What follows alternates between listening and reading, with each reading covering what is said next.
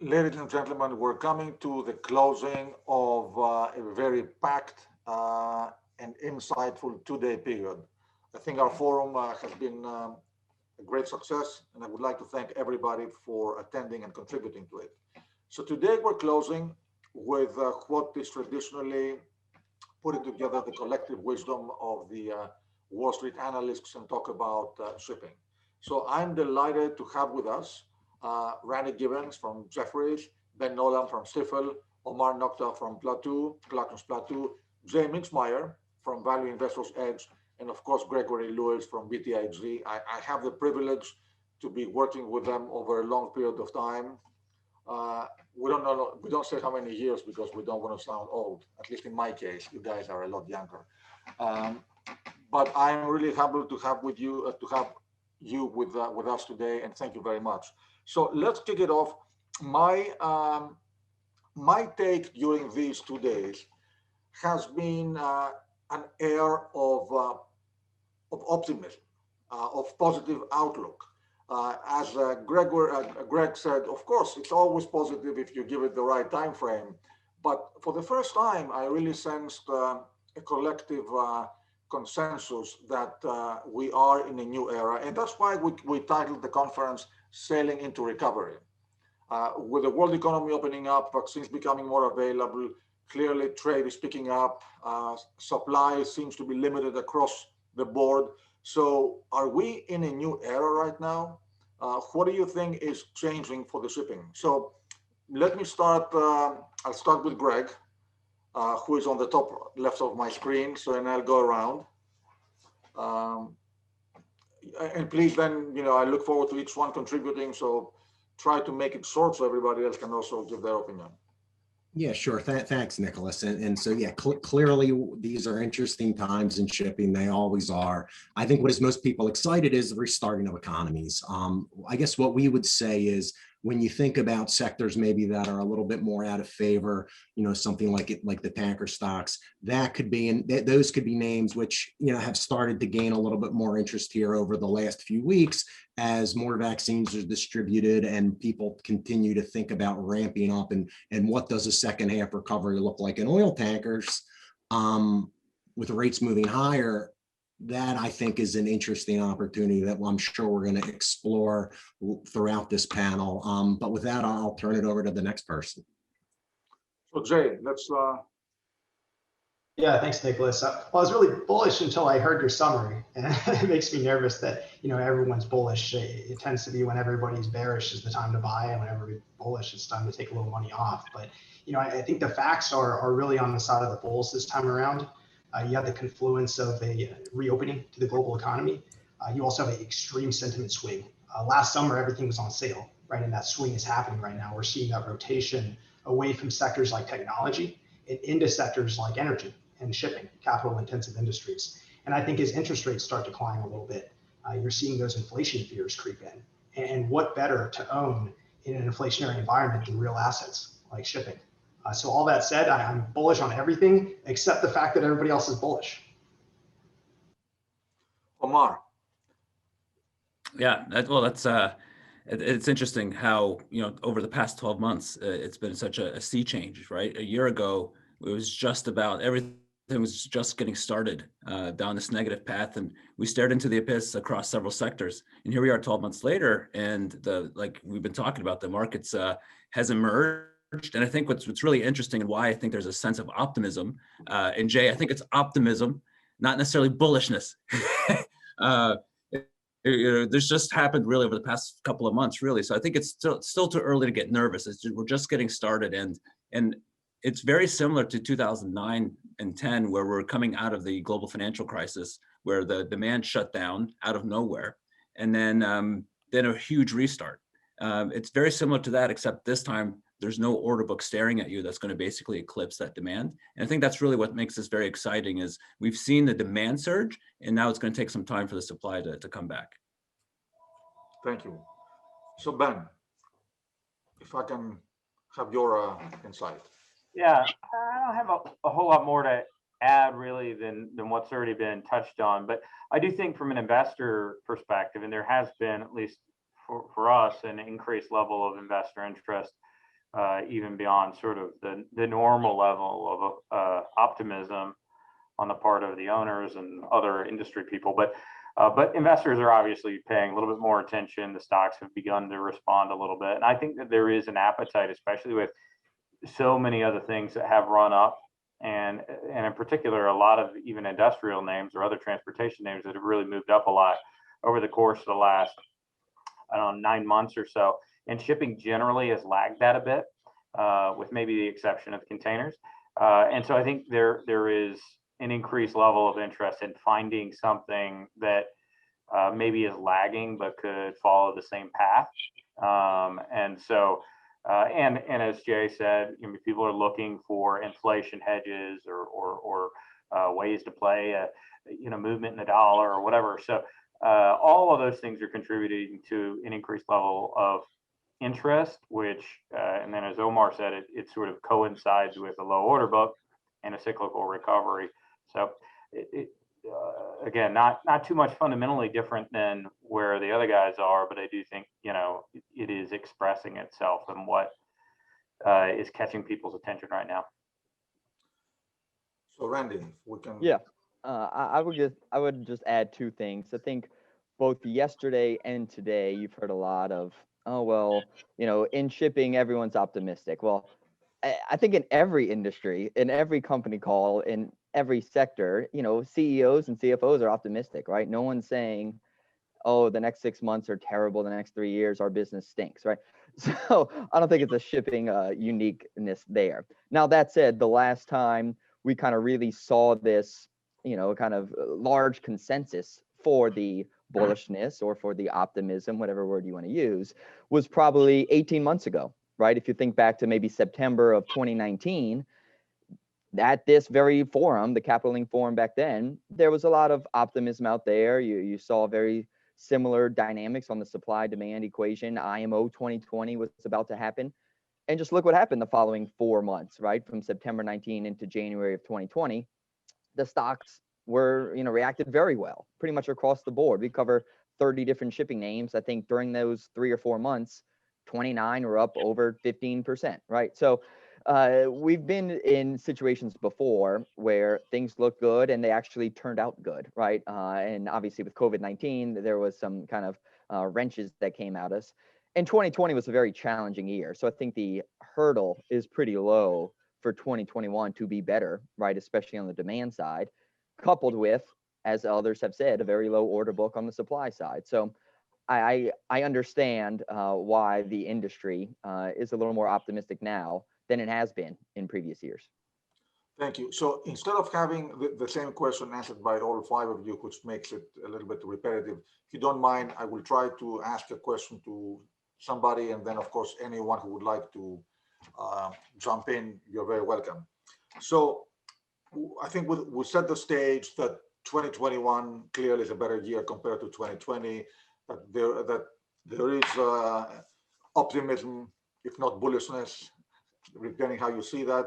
But let me ask you, shipping stocks have clearly come up, and Ben mentioned that I think they were trading in comparison with other stocks in the market at lower levels. So now we have this catch up. Can this continue? So maybe Omar, I can go with you. Do you see the momentum of shipping stocks continuing? I mean, they have come up significantly in most cases. Yeah, thanks, Nicolas. I think absolutely. Just look. Oh, sorry, I can't use the word absolutely. I think that might be a little too guarantee-ish type language, but I think there's definitely upside. I mean, when we look at where the dry bulkers and where the tankers have gone, yes, it's been a great run, really off the bottom. And to me, it looks like it's just the first, maybe the first inning of the, or the first out of the first inning, something like that. It's when you think about where tankers are valued, tankers are still trading as a group below net asset value, and where tanker values, they're still 15% or so below where they were before the pandemic began. So, we have a ways to go just to get to where we were before the pandemic. And then if this is really the beginning of a cyclical recovery, then there's material upside to that. Dry bulk stocks, they've all had a great run, and asset values are still, if you look at where Kamsarmaxes, Supermaxes, Capes, they're still below where they were a year ago, maybe 5%. So the group trades currently maybe at NAV. And we know obviously NAV is a moving target, but the way the market tends to gravitate is trying to get to where that NAV is going. And so it's a pretty much what we're seeing in the sale and purchase market is a lot of activity, a lot of liquidity, and with earnings continuing to strengthen, time charters becoming much more available, the values are on the way up, and the equities are going to continue to follow that. So definitely, we would say that the upside can continue. So share prices have come up more than asset values. I guess that's an interesting, yeah, you would say the leverage, yes, the equities have definitely gone up more aggressively than the asset values, but they're catching up because they're still below as a group. The vessel values are still below where they were before the pandemic. And yet for dry bulk containers, we're seeing earnings above that, for instance. So quite a bit more to go, we would say, on asset values. And then the equities are just going to continue to follow that or lead that. So if I compare your point that asset values are been coming up, but not as much as trades, and then I go to what Jay said, that owning assets is a great hedge against inflation, and I can conclude that it's a good time to buy assets for the companies. Sure. Yeah. Well, I think that's an interest. Oh, go ahead. Go ahead, Greg. I'm sorry. Go ahead. No, I think you bring up an interesting point. And it's one of the things, when we talk about NAV, I would agree with you. And I think it is an interesting time to be buying assets in sectors where we see a multi-year recovery. I think one of the issues that some management teams face is balancing that want or need to deploy capital versus their, where their stock price is trading at, and trying to balance buying back stock and buying ships. What we would say is, it's very difficult to buy back stock. Don't get me wrong, it's hard to buy ships also. But as you think about creating real value for shareholders, if you're close enough to an NAV that you can stomach, probably now is a good time to start thinking about deploying more capital to go ahead and build out your fleet. That's a great point. So now if I can go, for example, to Randy, if that's the case, and we said that there's limited supply, and people aren't going to put new building orders given the overall uncertainty, and at the same time that the economy is picking up, freight rates are picking up, but asset values haven't gone up. That means we should expect brisk S&P activity going forward, and maybe that would bring assets up significantly. So is there a timing element? Yeah, I think it's a combination of factors. And let me touch on something from the previous question as well. When you look at the equities having moved, and we heard this a lot, and I'll just name two names, right? Danaus and Starbulk. Danaus went from $3 to $5 to $7 to $10. People saying, oh, I guess I missed it. Then it went to 15 to 20. Oh, I guess I missed it. Then it went to 20 to 30. Then it went to 30 to 43, right? So you still have a lot of upside in a lot of these names. And same for Starbulk. I had a lot of clients when it was 4, 5, 6 saying, oh, how much more upside does it have? Then 8, 9, 10, how much more upside does it have? Today it's 14, right? So there can certainly be substantial moves, even if you miss the first, let's call it doubling, right? And especially if you look back to 2004 to 2008, these shipping names are up 10% a month for 3 years straight, right? So you can certainly get to some very big levels, even off the bottoms here. Now, to your question specifically, yes, there certainly has been a lot of kind of, let's call it consolidation or asset purchases. We've seen that from Euronav. We saw that from Starbulk. We see it from Eaglebulk. We see it from Genco. We see it from DHT, right? There's been many companies who have been buying secondhand tonnage here in the last few weeks, much less the last few months. And obviously that starts putting in a floor and a bid for your secondhand values. And as steel prices go up, as Jay was talking about, an inflationary environment goes up, as people still remain reticent for new buildings, you look to the secondhand market, and that will tighten that gap between a 5-year-old or even 10-year-old vessel, a resale vessel, and a new build, right? So for all of those reasons, it will increase S&P activity, which we've seen. which will increase your secondhand valuation, which we've seen. And sometimes it goes back and forth, and that snowball really, improves rates or improve asset values in a relatively short period of time. Yeah, I think Randy's point at the nails, it just shows what, we've been arguing for years, and I know analysts understand this, but leverage works both ways, right? In the past decade, we've really just seen the negative effects of leverage, right? We've seen a 10, 20%, 30% asset decline lead to massive equity dilutions, even bankruptcies. But with a company like Danaos, the perfect example of how leverage can work in the opposite direction, and how, Danaos moved from, $4 to 10, and maybe that was closing part of the gap, but then, they have 80% financial leverage. So when the asset value is doubled, you're in a situation where the stock's 42, 43 today, and they still trade at a discount.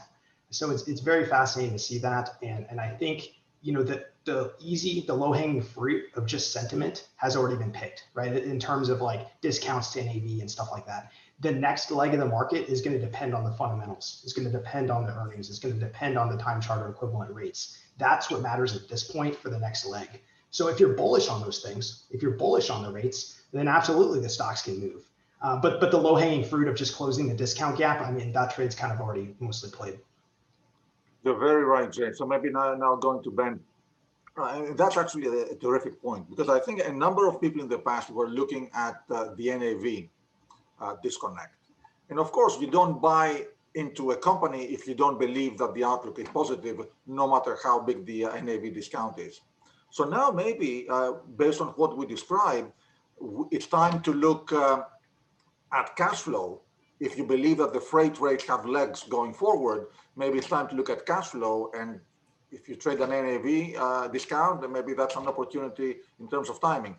Is that, Randy was telling me the other day that he has seen a lot of growth investors coming into value because now they expect these discounted stocks exactly to perform better. Is that something, Ben, that you agree with? Oh, yeah. Well, in general, the theme has certainly been, especially since the first of the year, I guess, value over growth. But that's also true, an increased level of interest in cyclicals or whatever. And that's always, I think probably all of us have had this conversation with people where they call and say, okay, well, what's the price to NAV? Okay, well, so what am I playing for here? And ultimately, NAV is only a reflection of people's forward expectations of cash flows. If those expectations of cash flows change substantially, and they can in this business, unlike anything else that just about that I'm familiar with, you have to shift your mindset from, okay, how much could I liquidate this for today, to how much are those future cash flows really worth? And in periods of weakness, nobody's doing that math, right? Nobody cares. That's why they trade at such big discounts to NAV, because nobody has to own these things. It's transient investments for 99% of the people that look at it. But that, to Jay's point earlier on leverage, that not only is it financial leverage, but it's also operating leverage. And when things turn around, as probably everybody who's on this call knows, it doesn't just move in small increments. It moves in huge, gigantic steps. And, whether or not we're on the cusp of one of those, we'll see. It certainly feels like it's possible, and there's more people believing that it is. But really the math behind that calculus is the transition from today's asset prices to tomorrow's cash flow potential. Bravo, that's exactly it. That's very well said. So, Greg, let me come to you. After Ben's, very succinct way of putting it, is there anything that can derail this? I'm sorry, could you repeat that? Anything that could derail this. Yeah. Yes. There's always risks. I think, and each sector is going to face its own risks. We can use real world examples, right? While container shipping has done wonderful, there's some debate that, container shipping is more of a shelter in place type sector, where oil tankers is more of a get out in the world and do things. So, depending on which sector we're thinking about, there are absolutely risks here, as well as, hey, it's a tentative recovery. Randy was mentioning earlier that Texas is reopening, aggressively. I was walking around New York City the other day. New York City's not there yet. And so as we think about some of the recovery and the expectations around where oil demand is going to be in 6 months, where dry bulk demand is going to be in 6 months, a lot of that is going to have to do with the pace of the recovery. I'll let other people kind of talk about where we think that's going. We're constructive on the opening of the economy around the world. But with that, I'll kick it over to who's next. Well, I'll just say, anybody who, after having gone through the year that we just went through, thinks that there isn't some risk that things could be derailed has just been asleep for the last 12 months, right? I mean, the best we can do is have a certain level of confidence, but nothing is guaranteed or even close. Well, look, you're right. I think when you put in the pandemic and things like that, clearly there are still a lot of risks, even though it seems we have gone through the worst. But I think it seems that right now we're exactly coming into slowly, gradually into a new phase, and hopefully it will take time, but we will go back into normality. What I find personally amazing is we went through a pandemic, we went through a global lockdown, and we went through it. The situation today and looking forward is clearly a lot more positive. So is it fair to say we've gone through the worst? Oh, I would think so. Yeah, I would agree, definitely, Nicolas. I mean, I think we may have discussed this in a discussion we had a couple weeks ago on this, that it's amazing actually that the shipping sector went through such a difficult 2020, and the amount of dilutive capital that was raised was extremely minimal. It just shows that the companies are actually much better positioned than I think most people give them credit for. And to be able to navigate through such a difficult market with such good balance sheets, it just tells us that they're primed for a much stronger market ahead. Yeah, I think to Omar's point, when I look at the risks, I don't see as much risk in fundamental sense in terms of rates falling down and forced dilutions and bankruptcy. I don't see those sorts of risks, but I definitely see stock price risk if the broad market, which trades at very high multiples, instead of like a slow sort of healthy rotation, which is what we've currently enjoyed. Right? January and February have been excellent. Right? Slow, steady rotation, tech slowly melting down, growth assets, cyclicals slowly heating up. That's very healthy. If we see any sort of broad market correction where things are down 15, 20, 25%, I think this is obvious for any industry, but shipping stocks aren't going to do well in a 20% correction, right? They're going to fall as well. Betas is very high. So I just hope my best case scenario is sort of a nice continuation of January and February and 10, 15, 20% rotation, not a market drop. So if we can assume that a rising tide lifts all boats, then could factors like environmental compliance, ESG, and so on become competitive differentiating factors that would affect the operation and investability of shipping companies? I would say the investability more so than the operations, right? I don't know how big of a difference you're going to have in a more ESG friendly company versus a poor ESG company in terms of shipping coal or crude oil or products or whatever it may be. Whereas in the investability, for sure, that's certainly a question we get mainly from European clients, but also from some here in the US, is around how do they fare or how do they rank on the ESG metrics, right? And it's very subjective. It's hard to even quantify, much less qualify some of these measures. But yes, I think over time, especially in the next 3, 5, 7 years, what these companies are doing in terms of their ESG development and how attractive they are on that front will impact the investability, will impact the fund flows into those names. I agree with Randy and Nicolas. That's a good point, actually, as we think about it, because if we look at, say, the container ship space, I think we're going to have this almost like a confluence of who's going to win. Is it the Is it the focus on green and carbon and that type of story, or is it the return potential? And I bring that up because if we look at containers, for instance, you know, the narrow beam Panamaxes were written off the past 10 years as a completely dead asset class. Even though it was 30 or 40% of the actual fleet, it was a sector that was no longer needed. But when you look at it today, you can, and as a result, these ships were all priced very close to scrap value the past several years. You look today at, say, a 4,400 TEU container ship, that vessel is now worth $25 million. You could actually scrap that for $7 million. But prior to scrapping it, you can actually, in today's market, put it on a 2-year contract. And on that 2-year contract, get $18 million. So you can buy the vessel, and after 2 years, you're 100% covered. So the return potential is extremely strong, but it doesn't cover you on any of the eco design characteristics. And it's not an eco ship.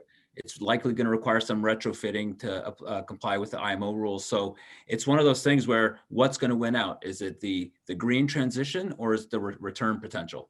And Wall Street, I think, is still making up its mind on what's more important. Yeah, and I would just chime in. You know, I think there's a lot of debate around ESG, and what we would say is, you know, it's definitely there.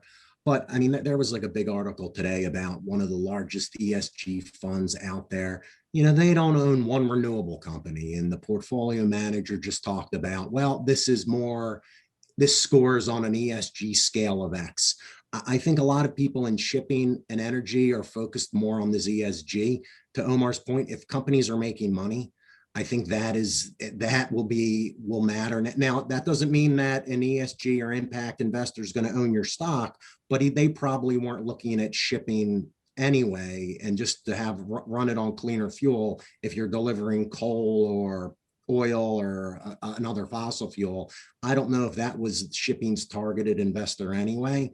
I think the balance sheets are better and companies making money. I think that is going to what's draw investors to some of these shipping names. And remember, hey, you know, tobacco was an evil villain too, and it managed to survive because those companies were able to make money. So is it something in the background to pay attention of? Yes, should companies score as best as they can and do what they can to do on ESG, but should they jeopardize their businesses to move up a rung on some scorecard? I don't think so. Yeah, I think to Greg's point, companies have to know themselves, right? And there's going to be a space for consolidators who have all, you know, strong scores and can spend money on the upgrades and have the strong score. But if everybody just competes for that top rung, it's going to be dilutive to the industry. So, you know, maybe there's 4 or 5 just total return plays that are just going to harvest assets and make cash flows, you know, as long as the sun shines. And maybe that's 5 years, maybe that's 10 years. And as long as all companies don't chase each other doing the same exact thing, I think we'll be okay. Well, I think combining the points of both of you, I think that clearly ESG is a very important factor for any company, private or public. You need to have social responsibility, you have to comply with the environment, and clearly you need to have good corporate governance, especially if you're a public company. But at the end of the day, I think going back to Greg's point, and I think, Jay, you should also know that because we're dealing with a lot of smaller and individual investors, maybe institutional investors, they look more intensely because they have a more rigorous investment process. But I think a lot of the individual investors, they invest based on what Greg said, that, you know, if the company does well and the sector is positive, I don't know if they go through such a rigorous analysis. What do you think? I think individual investors want companies and stocks that work and perform like they expect them to. If an individual person is bullish on iron ore, dry bulk, that sort of transport, they want to buy a dry bulk company that goes up when the rates go up and pays dividends and pays out cash flow when the rates goes up. And if the rates go down and the stock goes down, that's okay. I think the last few years, there's been a big improvement in governance. But if we would have had this conference in 2015 and we would have been talking about this question, you know, I'd say there's a lot of room to go. I think we're maybe, you know, 90% of the way there on governance. So that's very good. And that we should celebrate that. And I think the social aspect is improving as well. Environmental factors are certainly at the forefront, but I do agree with you. I think that individual investors already take all of that into account. They already understand they're getting into dry bulk. They're getting into tankers. They don't necessarily care as much about the environmental part. They just want to buy a stock that functions the way it should. So if I can ask, Omar and Randy, and all of you actually, have you seen a lot more involvement from the part of institutional investors coming back into the industry? Yeah, I would say there's definitely been a lot more interest than there had been. I still think it pales in comparison to the crazy floating storage time period in that March, April, May, where there was just, it felt like the phone was ringing off the hook. But I feel like we had a lot of traders coming in. It was more rented, the V1 tankers. They were playing the floating storage contango trade. But there's a lot more interest, and it's generalists, and it's also people that we spoke with in prior cycles who had taken a break for 5 or 10 years. So I would say yes, there's been a pickup, but it doesn't seem like we're there yet with a massive amount of interest and people piling in. Yeah, I think two things to that point. One is obviously the equities have been performing well, so people are now pricing in back half of 21, 2022 earnings, not necessarily looking at the next few weeks and months, but playing a reopening trade. But yeah, in terms of investor interest and interactions, certainly a lot of model requests, a lot of, who's going to win the most if asset values go up 20%, who has the most upside from here, a lot of just kind of sharpening the pencil for once they're ready to buy. They might not buy today, but saying, okay, we might miss the first 10, 20% from here, and then we'll get the next 80%, right? So I think those are the conversations I'm having currently. Well, as we know, the primary business of Capital Link is investor relations. I mean, a lot of people know us because of these public forums that attract a lot of people. And we make it a point to raise awareness about the industry to a wider audience. But having said that, one of the things that we are constantly concerned in our investor relations practice is how do you raise awareness about shipping to a larger audience? I mean, all of us, we focus on shipping, we live and breathe with shipping, but at the end of the day, shipping has attracted a smaller universe compared to the overall universe of investors in the US. So how do we go out to raise more awareness and broaden the investor universe? Maybe you can give me some free advice that I can implement. I think more is less in terms of listed companies in certain sectors. In certain sectors, dry bulk is one of them for sure. Certainly, tankers is also one of them. There's too many listed companies, and they're too small. And you get a sort of thing where the sum of the parts, I guess, is less than it would be if there's like 3 or 4 companies. So I think a natural consolidation, which I think ESG is going to bring that about, a little bit more consolidation. I think that'll be healthy. You'll get more investor interest. Another big one is dividends. Look, I mean, I mentioned this at a conference last year, but there's 10 value investors hypothetically that like shipping, and maybe I'm one of them. There's 100 growth investors that like shipping, and they're coming in, and that's why the prices are going up right now. But there's 1,000 income investors that come into these things when the dividends are high. So are dividends the most healthy thing in shipping? Historically, they haven't. Hopefully, we'll be more responsible this time around. But that's really how you get retail interest, is dividends and predictable dividends. And hopefully we can turn that corner with less companies and more clear payout structures. Well, and I would add also, sorry, Nicolas, and I would add also just simple profitability. I think that's clearly what's been missing from the sector, and I think why there hasn't been much interest. When we compare 2000 to 2010, that was an amazing cycle, amazing time period. And you did have a lot of investors coming into the space. The volumes were high, market caps were large. I mean, I think there must have been at least 7 or 8 dry bulk companies with over $1 billion market cap. And so, I know that's small relative to Wall Street's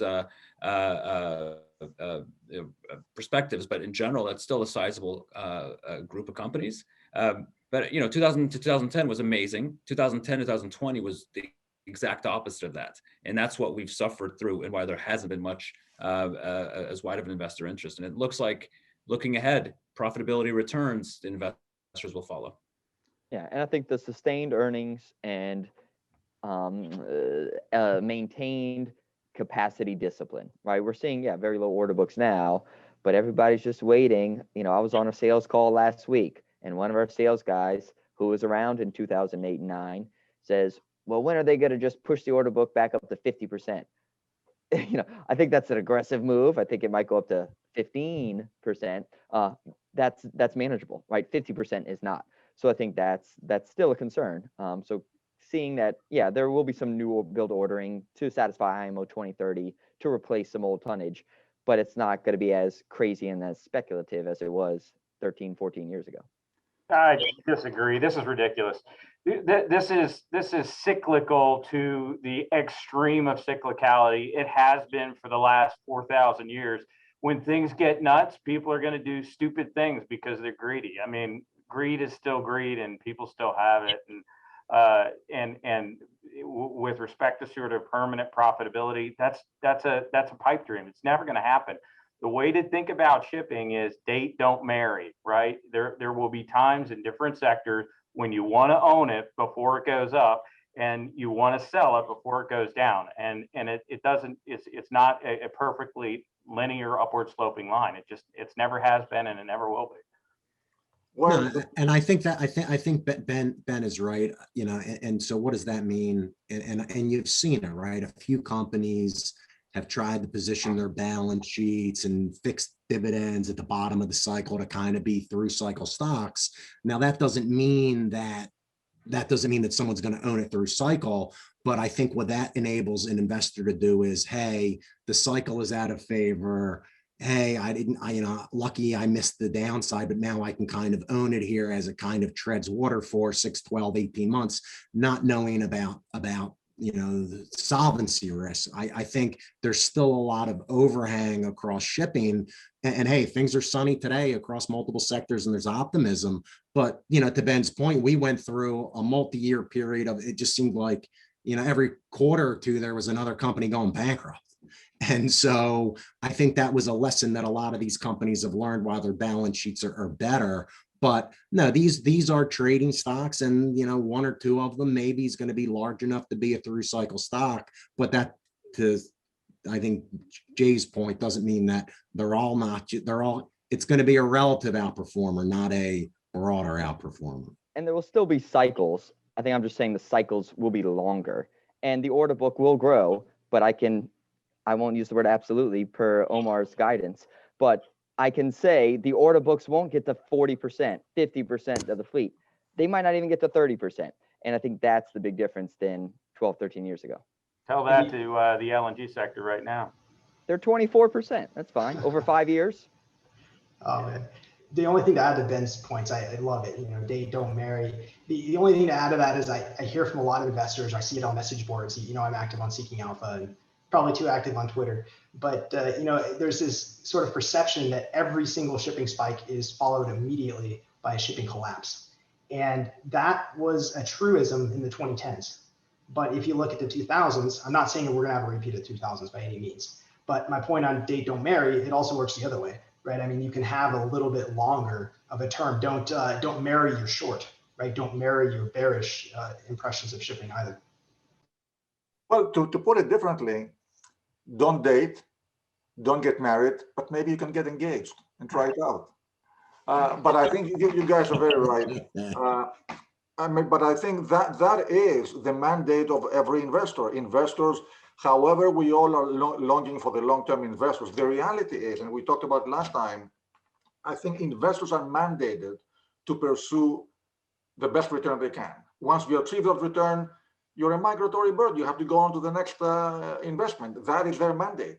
On the other hand, shipping companies or any company, you are in that particular business for the long term. So I think as a public company, you have to manage the rotating investor base over time based on your cycle, based on your business development, and so on. But having said that, if now that we are in a period of hopefully improved profitability, if you have excess cash flow, what do? Do you pay down debt? Do you give dividends? Do you go into acquisitions? We talked about it last time, but I think it would be good to repeat it again. So maybe I'll start with Omar because he was the one who discussed about it last time. Well, it's a very good question. I think there's just simply having that question to ask yourself as a management team is actually pretty good news, that you've actually got some cash to deploy and a lot more flexibility. And I think right now it's probably, I don't want to use extreme words, but probably more important than ever to really focus on, okay, how are you going to spend that dollar? Because we are in a new era and we are embracing green transition, and it's very important. I think the the times of, buying and selling a ship was what you did, and operating operating the vessel in between was just a nuisance. I think that those days are actually gone. I think it's all about the operations and the service that you provide. And so I think probably most important, because of the uncertainty out there with the new regulations and you needing to be a going concern, is to retain the cash and think about reinvestment, not necessarily expansion and getting bigger, because there's no need to continue to just get bigger and bigger and bigger. It's probably more important to think about maintaining your status quo in a new greener market. So I think more importantly, clearly cash paying out as dividends, always very nice, but I think probably the best use of cash right now is retain in anticipation of needing to invest for the future. Yeah, and it's not as easy of an answer as it was 6 months ago, because not many companies are trading at 60% of NAV, right? So I don't think repurchases are as simple. And then in terms of like dividend payouts, yeah, that's a good short-term bump, but again, no special dividend is long-term rewarded. So I would say continue to pay down debt, especially the high-price debt. Now, most companies have their debt in order. Obviously, the balance sheets are much better now than they've been in quite some time, but there's still some high-price debt floating out there. And then looking at some secondhand acquisitions for, as Omar said, you do a shorter-term asset play. If it's accretive and if it can make money in the next 2 or 3 years, you're not necessarily worried about IMO 2030 with those vessels. So we are coming, we're having a few more minutes, but it's the last panel of the day. We can go a little bit overboard, if you don't mind. So let me come to the last but not the least part of our discussion.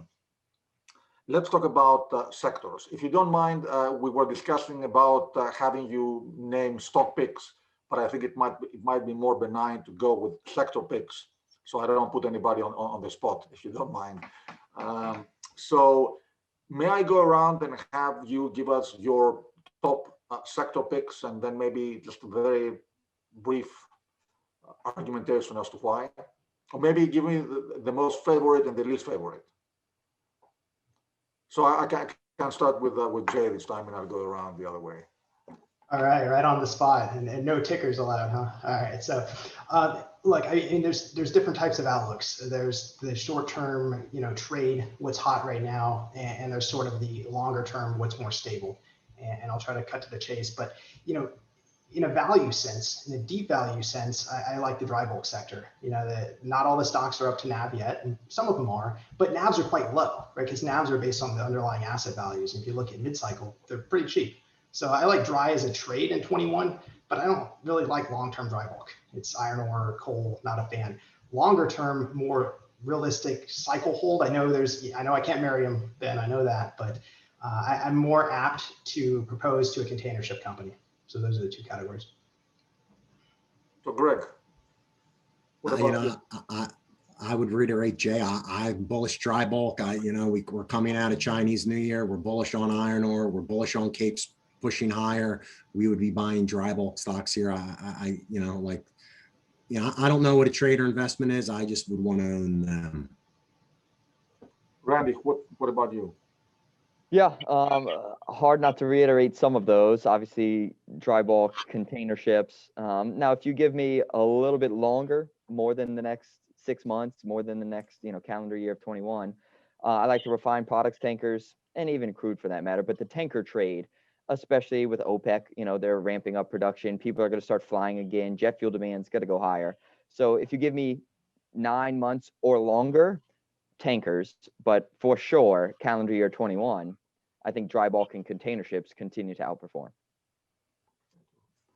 Ben, how about you? Yeah, I mean, technically I'm dry bulk too, which is sort of boring and reiterative, but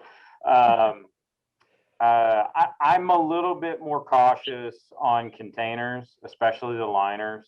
I think that where we are is unsustainably high, and the new normal might be better than the old normal, but it's lower than where we are, and you're going to lose some momentum at some point, and it's going to be hard for stocks to continue to do well when there is downward momentum.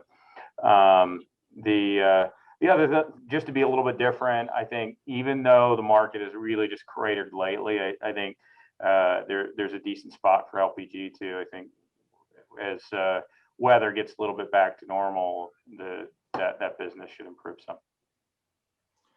And Omar, let's have your wisdom. Sure. I guess I'll pick from my esteemed colleagues and just sort of pluck from all of them. Clearly, I think containers and dry bulk were at a very, very strong period, and we expect that will continue. I'm kind of like Randy on tankers. I'm very excited, and not necessarily thinking we need to extend the period for 6 to 9 months. I kind of feel it may happen sooner than that.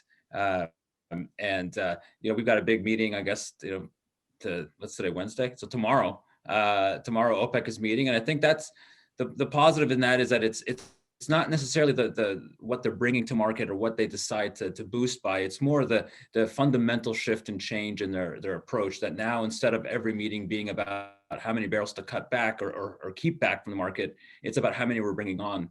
And so I think that the tankers, as those barrels come back to market, each incremental barrel is going to be exponentially more impactful on charter rates. And so, yes, we're starting at a low base, but I think there's real opportunity for surprise on tankers this year. And then I think on Ben makes an interesting point about LPG, and that's probably one of the things that I would say is maybe concerning about that sector, is that LPG, I think, inherently I feel like it's a good market. It's very well consolidated. My concern is you do have a fairly sizable order book, and it's very prone to arbitrages and regional price differences. And if those arbitrages aren't there, freight rates collapse. And so I think that's a sector that makes me a little bit nervous as I think about the future. Thank you very much. So before we conclude, can I ask you if you have any closing statements that you would like to share? Greg, I can start with you. Yeah, sure. Thank you. Nicolas, thank you for hosting this event. But what I would say is if you're looking at deploying capital in sectors, think about looking at companies that own scrubbers. Scrubber spreads has widened. Vessels that own scrubbers are making money. As we think the oil markets recover, we expect that spread to widen. And so this was a trade that kind of was left for dead last year, as COVID and oil and bunker spreads collapsed. We think that companies that are going to have scrubber exposure should outperform over the next 6, 12, 18 months. Thanks. Thank you. Jay. Yeah, thanks, Nicolas, for putting this all together. I think investors got attuned to the 2010s as kind of the normal in shipping, and they all kind of accepted that the 2000s were abnormal. And I think both of those things are somewhat true. The 2000s were abnormally high, but the 2010s were abnormally low. And there's a median point, there's a healthy point. Look, these are cyclical stocks. Maybe we don't want to marry them, but using the last 10 years as our guide is very risky. And there's kind of a common adage of, bulls make money, bears make money, pigs get slaughtered. And a lot of the stuff I see is people piling into shorts or piling into, anti-shipping viewpoints based on the last 10 years. I'd say take a 30-year cycle, look at that. And I think there's still some room to the median. Thank you. Ben, what about you? Any closing comments? Oh gosh, I like Greg's. I think that's a good idea on the scrubbers.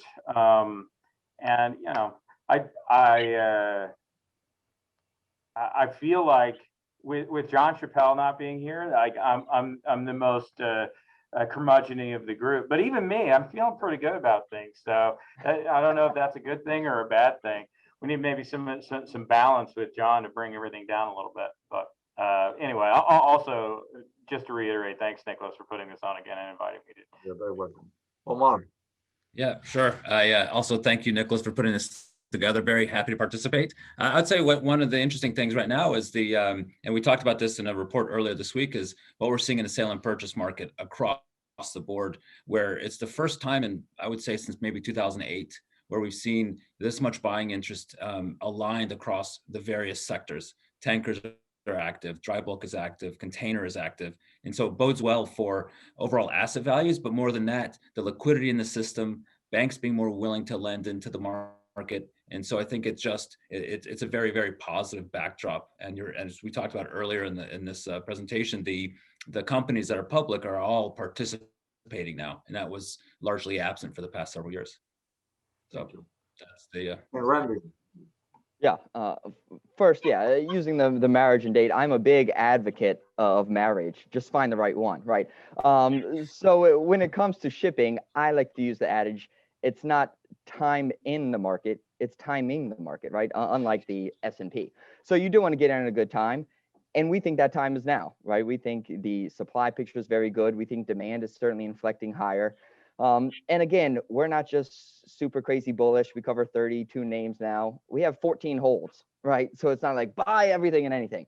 But at the same time, don't just look at, well, how big of a discount to NAV is it trading at currently? Because again, when you have asset values going up 10, 15, 20%, your net asset values are going up 25, 30, 50%, right? So there's a lot of upside from here. We're pretty optimistic for 2021 and not ashamed about it. Well, it's been a wonderful two-day event. We had a packed agenda. Fortunately, we were lucky to have people, with good attendance on every panel. And we're concluding with an amazing collection of wisdom and insight. So I'd like to thank you very much for your support and participation. It's been a privilege to work with you over the years, and I'm humbled to have you with me today and to conclude this forum. So thank you very, very much to all of you. Thank you. Let's do it in person next time. Can't wait. You're here. Can't wait. Thank you. Thanks, Nick.